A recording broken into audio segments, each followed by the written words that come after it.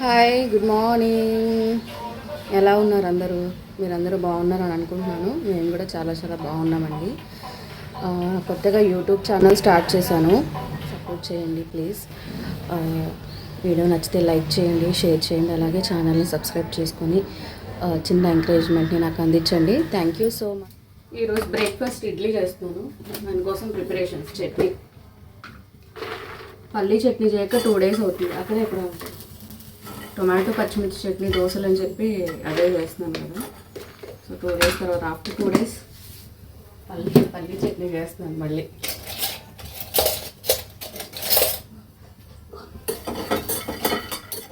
ఇడ్లీ కూడా వేసేసాను, చెప్పేస్తున్నాను. టైం అయిపోతుంది స్కూల్కి. సో ఇక్కడ చట్నీ పట్టడానికని పల్లీలు, పచ్చిమిర్చి, వెల్లుల్లి, జీలకర్ర, అలాగే కొంచెం అల్లం ముక్క కూడా వేసుకున్నాను. అల్లం ముక్క వేయడం వల్ల ఘాటు అలాగే టేస్ట్ కూడా చాలా బాగుంటుంది. సో మిక్సీ పట్టేశాను, తాలింపు వేసుకుంటున్నాను. యాజ్ యూజువల్గా తాలింపు నేను మీకు ఇంతకుముందు కూడా వీడియోస్లో చూసుంటారు. అన్నీ వేస్తాను తాలింపులో కూడా. ఆయిల్ వేసి తాలింపు దినుసులు అన్నీ వేసి ఎండుమిర్చి, వెల్లుల్లి ఇవన్నీ వేస్తాను. సో ఇక్కడ కూడా అలానే ఆయిల్లో అన్నీ వేసేసుకొని చట్నీ తాలింపు వేసేసుకున్నాను. అల్లం నేను ఎందుకు వేస్తానంటే నార్మల్గా పచ్చిమిర్చి ఇప్పుడు అసలు మనకి ఘాటు ఉండట్లేదండి, కారమే ఉండట్లేదు. సో పల్లీ చట్నీ చేయగానే ఏంటంటే తీయగా ఉంటుందన్నమాట, ఘాటు ఉండట్లేదు, తినబుద్ధి కావట్లేదు ఇడ్లీలోకైనా సరే దోశల్లోకైనా సరే. సో అందుకని నేను అంటే మా అమ్మగారు చెప్పారు అల్లం ముక్క వేస్తే బాగుంటుంది, టేస్ట్ ఘాటు కూడా ఉంటుందని చెప్పి. అసలు అది వేస్తున్న దగ్గర నుంచి కూడా పిల్లలు బాగా తింటున్నారు, బాగుంది అనుకుంటా. సో అల్లం కూడా మనకి గ్యాస్ ప్రాబ్లమ్స్ ఏమైనా ఉన్నా కూడా పోతాయి కదా. సో అందుకని చెప్పి నేను కూడా వేయడం అలవాటు చేసుకున్నాను అనమాట. సో ఎప్పుడు పల్లీ చట్నీ చేసినా సరే ఇంకా కంపల్సరీగా అల్లం ముక్క అనేది వేస్తాను. మ్యాండేటరీ అనుకుంటే కనుక కంపల్సరీగా వేస్తాను అనమాట. ఎక్కువ ఇడ్లీలో వేస్తాను, దోశలోకి వేయకపోవచ్చు, ఎందుకంటే దోశ కాబట్టి ఎలా ఉన్నా తింటారు. ఇక్కడ మా చిన్నబాబు నీళ్లు కలపకుండా చట్నీ తీయమ్మా అని అన్నాడు. ఎందుకంటే అప్పుడప్పుడు అడుగుతూ ఉంటాడనమాట, అలాగా గట్టి చట్నీ కావాలి అని చెప్పి. యాక్చువల్గా ఇక్కడ అది కొంచెం లూజ్గానే ఉంది, ఎందుకంటే చట్నీ మెత్తగా చేయడానికి అని చెప్పి నేను వాటర్ పోస్తాను ముందే ఎక్కువగానే. అది కొంచెం లూజ్గానే ఉంది, సర్లే పర్లేదు అన్నట్టుగా తీసాను. ఆ తర్వాత వాటర్ వేసి చేసుకున్నాను నేను. అప్పుడప్పుడు అడుగుతాడనమాట, ఎప్పుడు అడగడు వాడు. సో అటువైపు ఇడ్లీ కూడా అవుతుంది, స్కూల్ టైం అయిపోతుంది ఒకవైపు. హడావుడి ఉంటుంది మార్నింగ్ టైము. సో ఆ రోజు కొంచెం లేట్ అయిందని చెప్పి నేను ఏం చేశానంటే కర్రీ అవ్వదు ఇంకా అనుకుని చెప్పి వెజిటేబుల్ బిర్యానీ చేద్దామని చెప్పి అన్ని వెజిటేబుల్స్ అన్నీ ముందు పెట్టుకున్నాను అనమాట. ఇంకోటి ఏంటంటే వెజిటేబుల్స్ అంటే మనకి పిల్లలు స్నాక్స్ కింద క్యారెట్ పెట్టినా, బీట్రూట్ పెట్టినా, బీన్స్ పెట్టినా ఇవి ఏమీ తినరు, ఎందుకంటే అవి హెల్తీ అని తెలిసినా కూడా వాళ్ళు తినరనమాట. సో అలాంటప్పుడు ఇలా మనము వెజిటేబుల్ బిర్యానీ లాగా మనం వండి వాళ్ళకి పెడితే కొంచెం ఎంతో కొంత ఫైబర్ అనేది వాళ్ళకి యాడ్ అవుతుంది కదా, బీన్స్ అని మనకి క్యారెట్ అని చెప్పి. సో వాటికని చెప్పి నేను అలాగా ఆ రోజు వెజిటేబుల్ బిర్యానీ అని చెప్పి ప్లాన్ చేశాను. సో వాటన్నింటికి కట్ చేసుకుంటున్నాను అన్నమాట వెజిటేబుల్స్. పిల్లలకి స్నాక్స్లో మేము ఎప్పుడూ పెడుతూనే ఉంటాము, క్యారెట్, బీట్రూట్ ఇలాగ పెడితే ఆ రోజు వదిలేసుకునే వస్తారండి, అసలు వదిలేసే వస్తారు, తినరు అసలు. అందుకని ఎప్పుడన్నా ఒకసారి ఇలా ప్లాన్ చేస్తాను. అసలు మార్నింగ్ ఎంత హడావుడి ఉంటుందో అండి, ప్రతి ఇంట్లో కూడా ఇంతే ఉంటుంది కదా, పిల్లలు స్కూల్కి వెళ్ళే ఇల్లున్న ప్రతి ఇంట్లో కూడా ఇలానే ఉంటుంది మార్నింగ్ హడావుడి, నాకు తెలుసు. అసలు ఒక్క పావు గంట కానీ 10 నిమిషాలు కానీ లేట్ అయ్యింది అంటే ఇంకా ఆ రోజు ఇంకా మొత్తం లేటే ఉంటుందండి. అసలు ఎంత స్పీడ్గా చేసినా సరే లేటే అవుతుంది అసలు. అందులోనూ నేను వర్కింగ్ కాబట్టి మార్నింగ్ అసలు లేవలేకపోతున్నాను. నైట్ వచ్చేసరికి 9, 8:30 అలా అవుతుంది. అందుకని మార్నింగ్ అసలు లేవలేకపోతున్నాను అనమాట. కొంచెం లేట్గా లేగిస్తే కొంచెం ఆ పావు గంట పని వెనకబడిపోతుంది, ఆ పావు గంటలో బ్రేక్ఫాస్ట్ ఫినిష్ అయిపోతుంది అనమాట. అలాగా వెనకబడిపోతున్నాను. క్యారెట్ కట్ చేస్తున్నాను చూడండి. వాళ్ళు ఎలాగో తినరు పెట్టినా అని చెప్పి అప్పుడప్పుడు ఇలా ప్లాన్ చేస్తూ ఉంటాను, వెజిటబుల్ బిర్యానీ లాగా అలాగా వేస్తూ ఉంటాను అనమాట. వాటిలో సాంబార్ పెట్టినప్పుడు కానీ క్యారెట్ అందులో వేస్తూ ఉంటాను. సో ఇక్కడ కూడా అలాగే కట్ చేసుకుంటున్నాను అన్నీ కూడా. సో క్యారెట్ అయిపోయింది కట్ చేయడం. అక్కడ మా చిన్నోడిని అరుస్తున్నాను, స్కూల్కి వెళ్ళనని గోల్ చేస్తున్నాడండి. ఎవ్రీ 2 daysకి ఒకసారి అలానే చేస్తున్నాడు, స్కూల్కి వెళ్ళను అని చెప్పి. సో అందుకనే అరుస్తున్నారు అనమాట వాడిని, ఎవ్రీ 2 daysకి అలానే చేస్తున్నావు, స్కూల్కి వెళ్ళకపోతే ఎలాగా అని చెప్పి. క్యాప్సికమ్ అదంతా నేను ఫ్రంట్ పార్ట్ అంతా అట్లా కట్ చేసిన తర్వాత మనకి తొడమంటారు కదా, తొడెం దగ్గర ఉన్నదంటే తీసేసుకుంటాను. నేను తీసేసి అలా పీసెస్ కట్ చేసుకుంటాను. మొత్తం అలా కట్ చేసుకుంటున్నానండి. ఇంకా 1 బై 1 ఇంకా హడావిడిగా చేస్తున్నాను. అప్పటికి టైం అయిపోతుందని చెప్పి ఆల్రెడీ లేట్ అయిపోయింది యాక్చువల్లీ. ఆ రోజు క్యారేజ్ మా హస్బెండే తీసుకెళ్ళారు. ఇంత హడావిడి పడినా సరే లేట్గా లేచామా, ఎంత 10 మినిట్స్ లేట్ లేస్తే 10 మినిట్స్ లేట్ అయిపోతుంది, 15 మినిట్స్ లేట్ అయితే 15 మినిట్స్ లేట్ అవుతుంది అనమాట. స్కూల్కి వెళ్ళాలని, కడుపులో నొప్పి వస్తుందని, నన్ను ఎవరో భయపెట్టిస్తున్నారని స్కూల్లో ఎన్ని వేషాలు వేయాలో అన్ని వేషాలు వేస్తాడు స్కూల్ మానేయడానికి. బాత్రూమ్కి వెళ్తే తగ్గిపోతుంది. వామ్ పౌడర్ తాగేవా, నీళ్ళు వాటర్ నువ్వు? టాబ్లెట్ వేసిందా అమ్మమ్మ? ఏమి కాదు, ఏం భయం లేదు. ఇప్పుడు డాడీ దించుతుంది కదా, డాడీ చెప్పొస్తాడు టీచర్కి, ఓకేనా?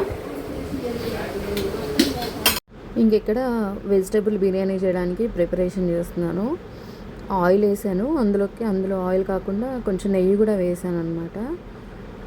ఆయిల్ క్యాన్లో నిండుకుంది, అందుకే అలా వంపు వేయాల్సి వచ్చింది. అది తోమేసి మళ్ళీ ఇంకో ప్యాకెట్ వేయాలి అందులో. సో ఆయిల్తో పాటు నెయ్యి కూడా వేస్తున్నాను. ఈ నెయ్యి నేను ఎప్పుడూ చెప్తూనే ఉంటాను కదండి, ఇంట్లో ప్రిపేర్ చేసుకుంటూ ఉంటాను. పాల మీద వచ్చిన మేగడ తీసి స్టోర్ చేసుకుని ఎవ్రీ 15 డేస్కి 20 డేస్కి ఒకసారి నెయ్యి చేసుకుంటాము. అంటే మనకి బయట కొనుక్కునే దానికన్నా ఇలా ఇంట్లో పాల మీద మేగడతో చేసుకుంటే ఇంట్లో మనము ఎప్పటికప్పుడు ఫ్రెష్గా చేసుకున్నట్లు ఉంటుంది, అలాగే హెల్దీగా కూడా ఉంటుంది కదా. సో అందుకని చెప్పి ఎప్పుడు అలా చేస్తాం అనమాట. సో ఇక్కడ వెజిటేబుల్ బిర్యానీలోకి లవంగాలు, యాలకులు, దాల్చిన చెక్క, అలాగే బిర్యానీ ఆకు, ఇవన్నీ కామన్ కదా, మనం వేసుకుంటాం ఎప్పుడు కూడా బిర్యానీ దినుసులు. అంటే నేను ఎప్పుడు ఈ 3 ఎక్కువ వేస్తానండి. బయట నుంచి మనకి ప్యాకెట్స్ దొరుకుతాయి కదా బిర్యానీ దినుసుల ప్యాకెట్, ఎప్పుడన్నా ఒకసారి తెప్పిస్తాను. కానీ మ్యాక్సిమం ఎప్పుడు బగారా రైస్ చేసినా, వెజిటబుల్ బిర్యానీ చేసినా ఈ 3 ఎక్కువ వేసుకుంటాను. ఈ 4 బిర్యానీ ఆకు అయితే ఎప్పుడూ ఉంటుంది ఇంట్లో. సో మ్యాక్సిమం ఇవన్నీ వేసేసుకుంటాను అనమాట. అవి హీట్ అయిన తర్వాత ఆల్రెడీ ఉల్లిగడ్డలు వేసేసుకున్నాను. ఉల్లిగడ్డ, అల్లం వెల్లుల్లి పేస్ట్ అవన్నీ వేసుకున్నాను.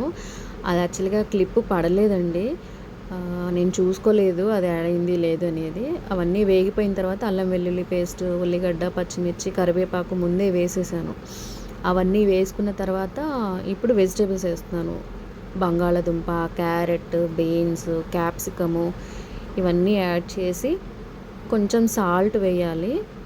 సాల్ట్ వేసి ఒక 5 to 10 మినిట్స్ అలా మగ్గించుకోవాలండి సాల్ట్ వేసిన తర్వాత.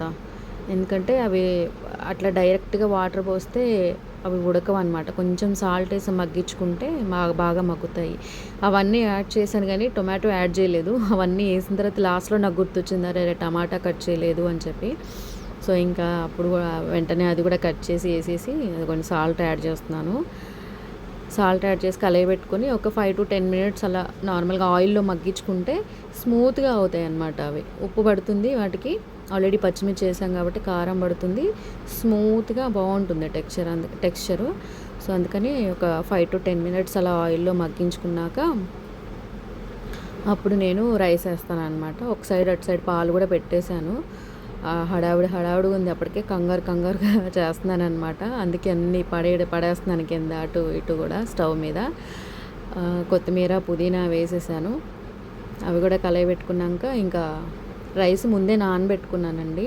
ఒక 1/2 అవర్ 45 మినిట్స్ కంపల్సరీగా నేను బగారా రైస్ చేసిన, వెజిటబుల్ బిర్యానీ చేసిన, దమ్ బిర్యానీ చేసినా సరే కంపల్సరీగా ఒక 1/2 అవర్ to 45 మినిట్స్ నానబెట్టుకుంటాను. దానివల్ల రైస్ ఏంటంటే పొడిగా అవుతుంది, మంచిగా గట్టిగా లేకుండా స్మూత్గా ఉంటుందన్నమాట. సో ఇక్కడ కూడా నేను ఎప్పుడు కూడా బగారా రైస్ బిర్యానీలో ఎప్పుడు రైస్ ముందే వేసుకుంటాను, వాటర్ కన్నా ముందే. ఆయిల్లో ఒక 2 మినిట్స్ అలా మగ్గించుకుంటాను.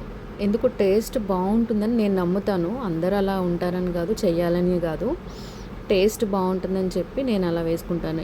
ఎందుకు ఒకసారి అలా ట్రై చేశానండి, ఎప్పుడో మా మ్యారేజ్ అయిన కొత్తలో అలా. అప్పటి నుంచి మంచిగా అనిపించింది. సో ఇంకా అలానే కంటిన్యూ అయిపోతున్నాను అనమాట నేనైతే. సో వాటర్ కూడా ఉజ్జాంపుగానే వేసుకుంటానండి. ఇన్ని గ్లాసెస్ రైస్ వేసాను కదా, వాటర్ కూడా ఇన్ని గ్లాసులు పోసుకోవాలని కొలత ఏం తీసుకోను నేను ఎప్పుడు కూడా. ఉజ్జాంపుగా వేసేస్తాను, కరెక్ట్గా సరిపోతుంది. సో ఇప్పుడు కూడా అలానే వాటర్ వేసేసి రైస్ వేసేసుకున్నాను. వాటర్ వేసేసి సాల్ట్ వేసేసుకొని ఇంకా విజిల్కి పెట్టేసుకున్నాను అనమాట. ఎగ్జాక్ట్గా 3 విజిల్స్ వస్తే సరిపోతుంది. అక్కడ మా హస్బెండ్ వీళ్ళందరూ బ్రేక్ఫాస్ట్ చేయడం అయిపోయింది, టీ కూడా పెట్టేశాను వాళ్ళకి. సో ఇక్కడ బగారా రైస్ కూడా విజిల్ వచ్చేసింది అనమాట. సో అటువైపు అది అవుతుంది. ఇంకో సైడ్ నేనేంటంటే బగారా రైస్ ఓన్లీ అంటే బగారా రైస్ కాదు vegetable biryani. Only vegetable biryani తినాలంటే కూడా కష్టమే కదా. సో అందుకనే రైతా చేస్తాను. ఎప్పుడు బగారా రైస్ చేసినా, వెజిటేబుల్ బిర్యానీ చేసినా, దమ్ బిర్యానీ చేసినా రైతా కంపల్సరీగా చేయాలి. అందులోకి నేను పెరుగులోకి సాల్ట్, అలాగే కొత్తిమీర, పచ్చిమిర్చి, క్యారెట్, ఉల్లిగడ్డ ఇవన్నీ కూడా ఎప్పుడూ సన్నగా తరిగేసుకుంటానండి. కంపల్సరీగా నేను ఇవి యాడ్ చేయాల్సిందే రైతా చేయాలంటే. ఇవి లేకుండా నేను రైతా చెయ్యను అసలు. ఎందుకో నాకు అట్లా అలవాటు. టేస్ట్ కూడా అలానే ఉంటుందండి, చాలా చాలా బాగుంటుంది. ఉత్తి రైతాతో కూడా తినేయాలనిపిస్తుంది అనమాట, చాలా బాగుంటుంది. ఇవన్నీ వేసుకొని బ్లెండ్ చేసుకోవాలన్నమాట స్మూత్గా వచ్చే వరకు, కొంచెం వాటర్ యాడ్ చేసుకొని. సో ఎవరైనా ఎప్పుడైనా ట్రై చేయాలనుకుంటే కనుక నేను చెప్పిన పద్ధతిలో ట్రై చేయండి, నిజంగా మీకు నచ్చుతుందండి. చాలా చాలా బాగుంటుంది. ఇవన్నీ యాడ్ చేసుకుని చేసుకుంటే కనుక కంపల్సరీగా ఆ ఐటమ్స్ అన్నీ అక్కడ చూపించినవన్నీ కూడా యాడ్ చేసుకోవాలి మీరు. సో చూడండి ఎలా వచ్చిందో. ఇంకా లైటింగ్కి సరిగా కనిపించట్లేదు. ఇక్కడ వెజిటేబుల్ బిర్యానీ కూడా అయిపోయిందండి. చూడండి ఎంత బాగా వచ్చిందో, పొడి పొడిలాడుతూ వచ్చిందనమాట. వేడి వేడిగా అన్నీ వెజిటేబుల్స్ కూడా, క్యారెట్, బంగాళదుంప, బీన్స్ అవన్నీ కనిపిస్తున్నాయి. చాలా బాగా వచ్చింది పొడి పొడిగా. పిల్లలు చాలా ఇష్టంగా తింటారండి. అందులో నెయ్యి కూడా వేసాను కదా, చాలా బాగుందన్నమాట. క్యారేజ్ కడుతోంది అమ్మ. వీడియో నచ్చితే లైక్ చేయండి, సబ్స్క్రైబ్ చేయండి. Thank you.